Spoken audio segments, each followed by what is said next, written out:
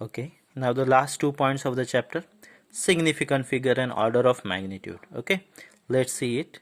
Significant figures, the name itself tells significant means useful, जिसका कुछ ना कुछ सिग्निफिकेंस है, इंपॉर्टेंस है, जो इंपॉर्टेंट फिगर्स है उसको हम सिग्निफिकेंट फिगर्स बोलते हैं.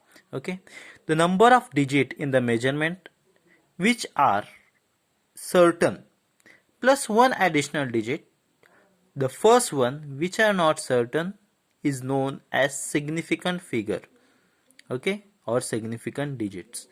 What is the definition given? The number of figure which are certain, जो फिक्स है, जो पक्के है, मालूम है कि ये इसका आंसर है, और इसके अलावा और एक डिजिट, ओके, जो अनसर्टन है, हर बार वेरी हो रहा है मेजरमेंट में, ओके, वो सब मिला के क्या बोलते हैं? Significant figure. अभी हमारे पास एक एग्जांपल है जिसमें हमने कुछ मेजरमेंट किया और उसके रीडिंग्स है. पहली रीडिंग है 15.4, सेकेंड है 15.4, थर्ड है 15.5, यानी 15, 1 और 5 ये फिक्स है तीनों रीडिंग में. तो ये जो आंसर है वो फिक्स है, पक्का है. ओके, उसके बाद अगर आप देखेंगे तो पॉइंट के बाद जो नंबर है 4, 4, 5, ये क्या होते हैं? चेंज होते हैं. तो ये जो है वो अनसर्टन है. तो ये दो पहले दो है वो फिक्स है, बाद में जो पॉइंट के बाद एक डिजिट है वो not certain, it is not certain. So all this 3 figures are called as significant figure. अगर उसका मीन लेंगे तो कितना आता है? 15.43. उसको अगर एवरेज लेंगे, तीनों को ऐड करेंगे और डिवाइड बाय 3 करेंगे तो उसका आंसर कितना आता है? 15.43. तो अगर क्या करेंगे, अभी ये एवरेज अपना कितना हुआ? पॉइंट के बाद 2 डिजिट मिले, जबकि हमने रीडिंग्स लिए तो पॉइंट के बाद हमारे पास एक एक ही डिजिट था, 15.4, 15.4, 15.5, लेकिन आंसर क्या आया? 15.43. तो हम क्या करते हैं, जो फिक्स नंबर है उसके बाद और एक नंबर जो अनसर्टन है उसको सिग्निफिकेंट मानते हैं, उसके आगे के नंबर को सिग्निफिकेंट नहीं मानते, उसको छोड़ देते हैं. तो जब हम उसका आंसर लिखेंगे तो आंसर क्या आएगा अपना?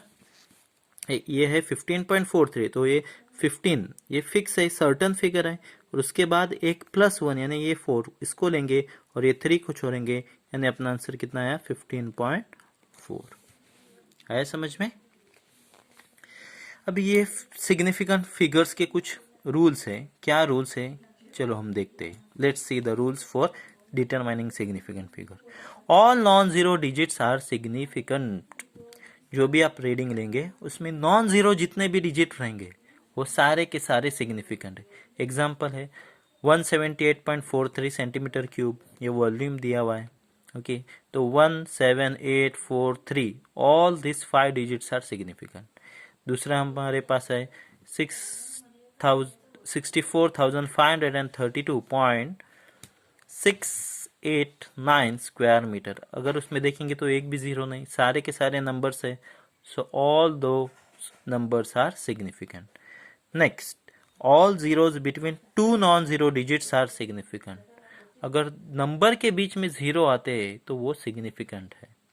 नंबर के बीच में जीरोज आते हैं तो सिग्निफिकेंट है. नंबर के पहले जीरो आते हैं तो वो जीरो छोड़ देते हैं, सिग्निफिकेंट नहीं. नंबर के बाद अगर आते हैं पॉइंट के बाद तो वो सिग्निफिकेंट नहीं. लेकिन दो नंबर के बीच में अगर जीरोस है तो वो सिग्निफिकेंट है. If the zeros are between 2 non-zero digit, then those zeros are significant. Okay, so we have written here 640032 meter square, 1650.32.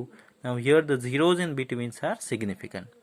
Next, if a number is less than 1, the zeros on the right of decimal point and to the left of first non-zero digit are not significant. Now let's see here. अगर ये number 1 से छोटा है तो हम क्या लिखते हैं? 0.00, 0.0, 0.000 लाइक दिस. तो ये जो पहले जीरो आते हैं पॉइंट के पहले, नंबर के पहले, पॉइंट के बाद, वो क्या है? सिग्निफिकेंट नहीं है. उसी तरह ये जो नंबर के बाद है, पॉइंट के बाद है राइट साइड में, जिसका वैल्यू नहीं है लेकिन वो सिग्निफिकेंट नहीं है. लेकिन अगर मैंने समझो ये नंबर लिख दिया 6400, तो ये नंबर के बाद है लेकिन ये सिग्निफिकेंट है क्योंकि डेसिमल पॉइंट के पहले है. ओके, तो इसका मतलब समझ के ले लो, क्या है, डेसिमल पॉइंट के बाद पहले अगर जीरो जाते हैं तो नॉट सिग्निफिकेंट, डेसिमल पॉइंट में नंबर है लेकिन उसके बाद जीरो जाते हैं तो नॉन सिग्निफिकेंट, लेकिन उसके पहले अगर जीरो आते हैं तो सिग्निफिकेंट है। Zeros on the right side of last non zero number are significant, ये जो बात मैंने अभी बताया तो ये इधर है, देखो एग्जाम्पल 6400 किलोमीटर, ये जीरो जो है वो सिग्निफिकेंट है, 500 ग्राम ये सिग्निफिकेंट है, इसको हमें काउंट करना है। Okay, these are 4 rules of determining significant figures. Last but not least is order of magnitude. What is order of magnitude?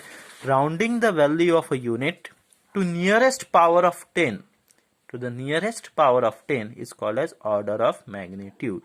Okay, this is simple definition. And one more definition which is given in your book: the magnitude of any physical quantity that can be expressed as a into 10 raised to power n, where a is a number such that a lies between 0.5 and it is less than 5, and n is any integer, then this is called as order of magnitude. Now see, what is order of magnitude? The definition, this is simple as compared to this. So what is it? I am explaining you. See, this is 64,000 kilometer. If I want to express it in that meter, then it is what? 64 lakhs meter. Correct?